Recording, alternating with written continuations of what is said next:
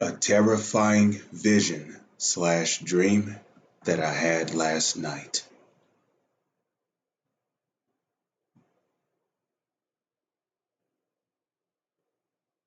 Shalom. First and foremost, giving all praises, honor, glory, respect, and blessings to Yahweh, Ba'ashem, Yahweh Shai, Ba'ashem Rachakwadash. Salutations to the Lord's elect on the four corners of the earth, pushing this truth in sincerity while patiently waiting for Yahweh Shai to return. Double honors to our apostles and elders of Great Millstone, which have taught us everything we know through the spirit and power of Yahweh Ba'ashem Yahweh Shai. And basically, I would like to share a vision and a dream, a terrifying one that I had last night. And basically, in this dream, I was inside of a FEMA or a concentration camp. And basically, I was looking around, but while I was in this FEMA and concentration camp, I heard these kids crying in the background. And some of these kids that were crying, they were saying, I want my mommy, I want my daddy. Where's daddy at? Where's mommy at? And when I had turned my head, I saw this bird cage. And inside of this bird cage, there was an Israelite baby. Now, the kids that were crying in the background were Israelites too, in which the Israelites are the so-called Black, Latino, and Native Indians. So there was this newborn baby sitting inside of this bird cage, crying and screaming helplessly, just crying there, crying and screaming, locked up inside of this bird cage. And it was just laying there on its back, crying, helpless. And again, there were also Israelite kids that were in the background crying too, crying, panicking, terrified, saying, where's mommy, where's daddy? And then for some reason, from here on out, my eyes were hard focused on the bird cage where the newborn baby was at. And of course, the baby had on a diaper, but that's all it had on was a diaper,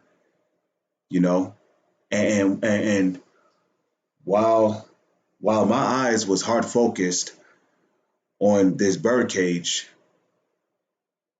out of nowhere, I saw this Edomite, the so-called white person, that had on some blue gloves, and he had on this white jacket. I don't know if it might have been a white surgical jacket, but the gloves were like a white bluish color, and basically there was a lot of blood on his gloves and on the sleeves of his jacket, and he opened up the bird cage and he took the baby out of the bird cage, and while this Israelite, and like I said, my eyes was hard focused on this bird cage from there on out. So from here on out, this is all based on what I'm hearing now, So in the background, I'm hearing this baby crying and the kids crying, and out of nowhere, suddenly I start to hear this extremely loud electric saw. It sounded like a drill, but it could have been a electric saw. I don't know, but it was very, very loud. And then you start hearing the kids panicking even more. They start crying louder. They start crying harder. They start, certain kids were screaming. And then the baby that I was hearing that was crying, the baby went from crying to suddenly coughing as if it was suffering, as if it was coughing up blood. So I don't know what was happening with the baby. Maybe the baby was getting sawed in half. I don't know. But the baby went from crying to coughing in pain. And it was coughing up blood multiple times. And then you just got the kids there screaming in the background. Now, perceive that the kids were forced to watch what was happening to the baby because they went from crying and panicking as they normally would, asking for their parents to, when the song got turned on, and the baby started coughing up blood, the baby went from crying and coughing up blood. The kids started panicking greatly. They started crying greatly. So the kids were terrified. So it was like they was forced to watch what was happening to this baby. And then suddenly I didn't hear the baby cough anymore. And and then after that, that's when I woke up out of that dream.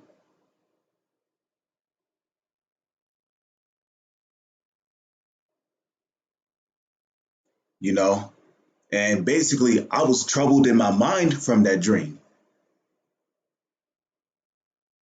And a matter of fact, because I was listening to some music from my phone, before I had went to sleep and I had left my music playing. And basically, when I woke up out of that dream, I was so troubled in my mind, I ain't even want to listen to the music.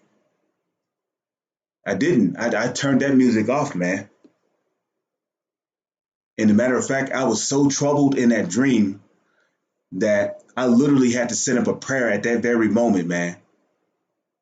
And what I basically I sent up prayers for Yahweh Bashem Yahweh Shai to, if it be His will to give His elect men, brothers that are of the elect, spiritual power in these last days to defend themselves, their wives, and their children.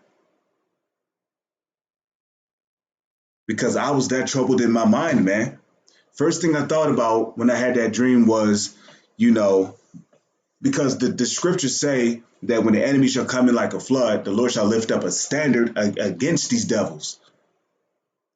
So, hey, man, I was praying and making supplication and begging to Yahweh Bashem Yahweh Shai that, if it be His will, please give brothers, spiritual power to defend themselves, their wives, their wife, and their children. Because that dream I had was not pleasant, man. And that dream felt very real, man. The things they was doing to these Israelite children in these FEMA camps. But at the same time, I also had that same mind frame.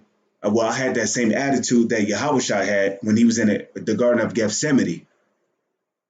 When Yahushua said, "Nonetheless, not my will, but Thy will be done." That's what Yahushua said, and I had that same mind frame, nonetheless, not what I ask or beg of Thee, but Thy will be done. Because the Lord's some of the Lord's elect men are gonna be martyrs for this truth, but they're gonna be risen up again when Yahushua return. That dream I had, man, had me troubled. I ain't even want to go back to sleep, to be honest, but uh terrible times are coming, man. This is the book of Luke, chapter 21, verse 23. But woe unto them that are with child, and to them that give suck in those days. Okay? Well, what kind of creature gives suck? Okay? In this verse, this is talking about babies. Babies who have to be breastfed by the woman.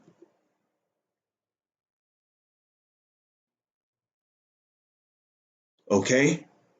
So after I had that dream, this is one of the scriptures that came to my mind. And when Yahushua made this statement, He was mainly talking about the Israelites, which are the so-called Black, Latino, and Native Indians.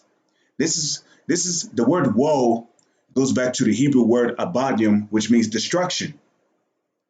But then you got these false pastors and Israelite teachers out there who say, "Oh, God is all love. God is all love, folks. You would never hurt a fly. You don't have to worry about God harming people." But what did Yahushua say? He said, "They that have seen me have seen the Father." And like the saying goes, like father, like son, Yahushua is like His Father. And these are the words of Yahushua, who the world ignorantly called Jesus. He said, woe. The word woe goes back to the Hebrew word abadium, which means destruction. That's not a pleasant saying, man. But woe, destruction unto them that are with child, and to them that give suck in those days. This is going to happen to the 2/3 of our people.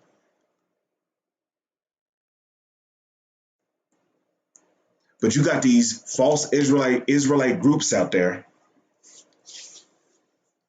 You got these false. You got these leaders of these false Israelite groups out there. These false prophets that's not warning our people of these things to come. Serious, perilous times are coming. You should be warning your congregation about this, but you're not.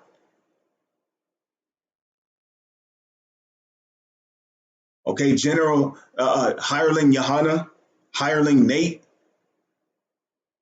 You ain't no damn bishop. You a hireling. You a straight up hireling. Okay, the leader of GOCC, Zabak, you're all hirelings, man. You're supposed to be warning your people about FEMA camps and concentration camps and martial law.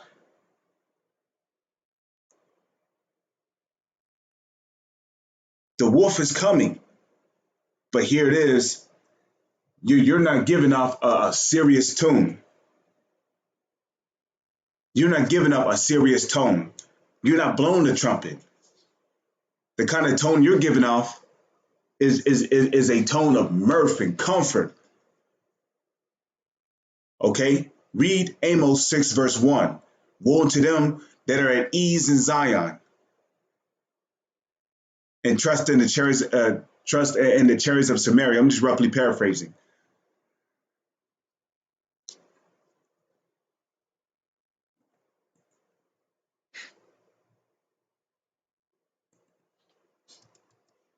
Okay?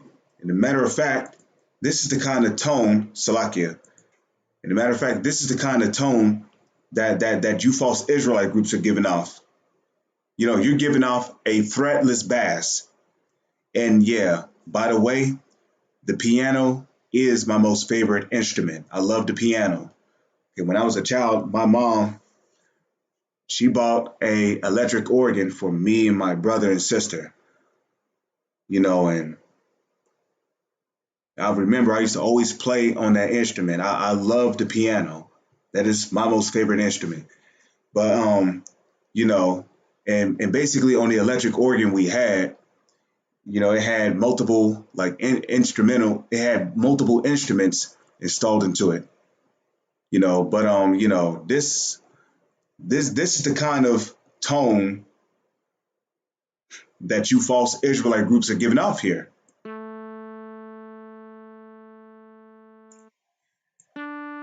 You know, you're giving off you're giving off a fretless bass. You know, look, that's you right here. A fucking joke. The word fretless means threatless. Okay? Threatless. You false Israelite groups out there, you're giving off a fretless tone.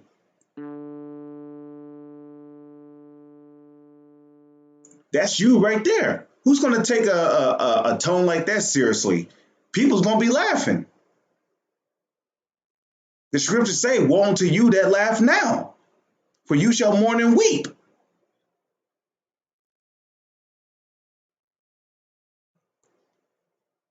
You know, you're not giving off a serious tone. Isaiah 58:1, I believe it is. The Lord said, blow ye the trumpet in Zion. Okay? Because back in the ancient world, whenever whenever Israel or the land of Israel was about to be attacked by a military or an army, the trumpet was always blown. A serious, severe, alarming tone was given off to the inhabitants of Israel to warn them that their city was about to be attacked.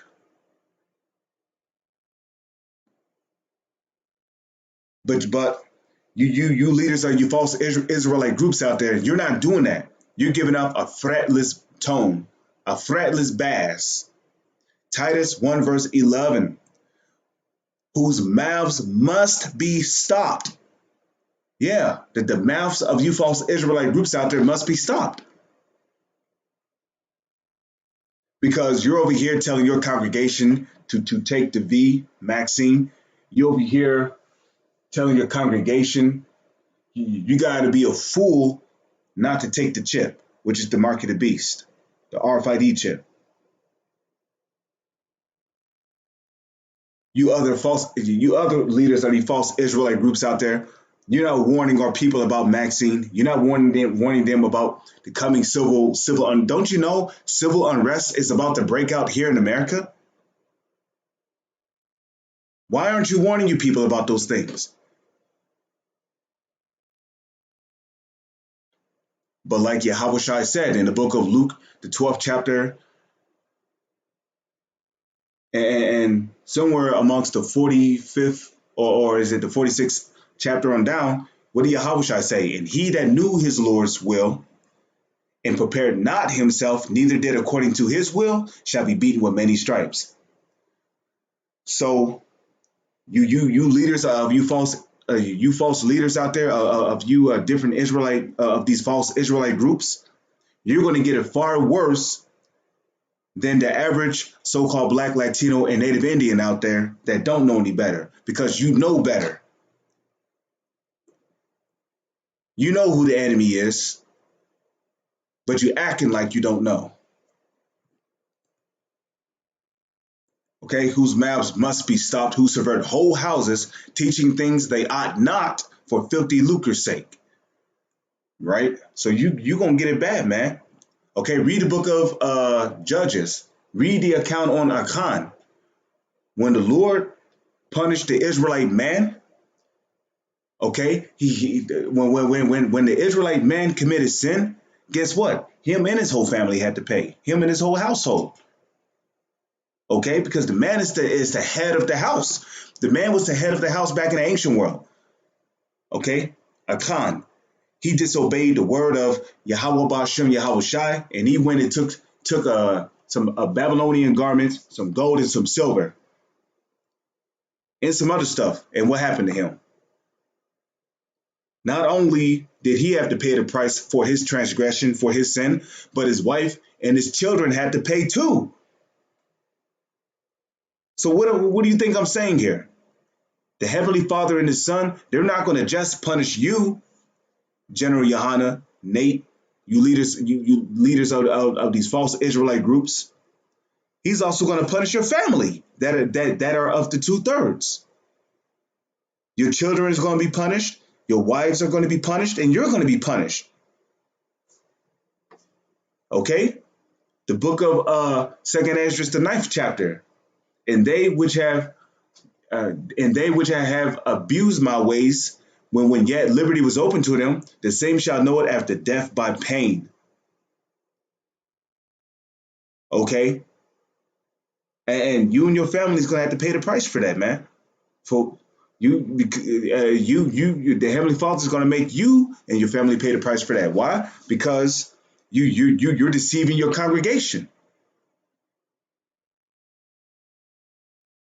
And then when you wake up in the kingdom of heaven after coming back through the loins of the elect, you're going to be ashamed of what you did.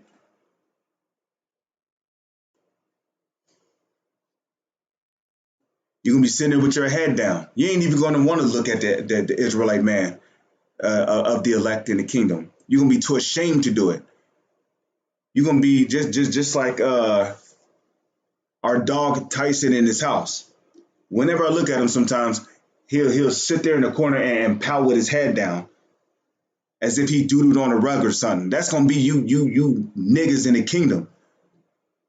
We're gonna look at you, and then you're gonna turn your head and you're gonna look down at the ground. So back in Luke 21, verse 23, but woe unto them that are with child, and to them that give suck in those days, for there shall be great distress. The enemy shall come down with great wrath. Behold, for that day is great. For none is like it. It is even the time of Jacob's trouble, but the elect shall be saved out of it. For there shall be great distress in the land. What land? That's talking about Israel. Israel is a people before it is a place. Israel is a people before it is a city. Israel is a people before it is a land. For there shall be great distress in the land, wherever Israel dwell at, because judgment is coming upon the whole face of the earth. The hour of temptation is going to happen upon the whole face of the earth, and wrath upon this people. Okay, the so-called white man who is the wicked and also the biblical Edomites of the Holy Scriptures, they're going to come down with great wrath, man. And the so-called elites are going to do that through their military. They're going to cast a lot of our people out of their houses and be put in concentration camps to be tortured. Excruciating pain is coming.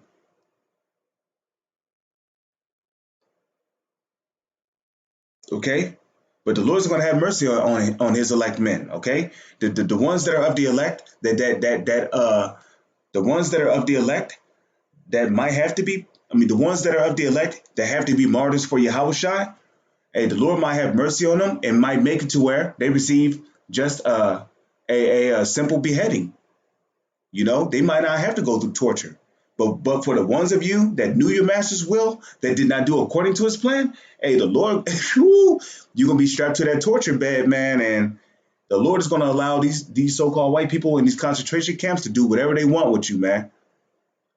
And it's not going to be pleasant, and it's going to be very terrifying. But guess what? The ones of the Lord's elect who get beheaded for this word, they're going to be the first ones to be risen up and to be beamed up in chariots. They're going to be the first ones to be risen up to see Yahawadah when Yahawadah make his second return. So with that, I'm going to say shalom. It's on to the next one.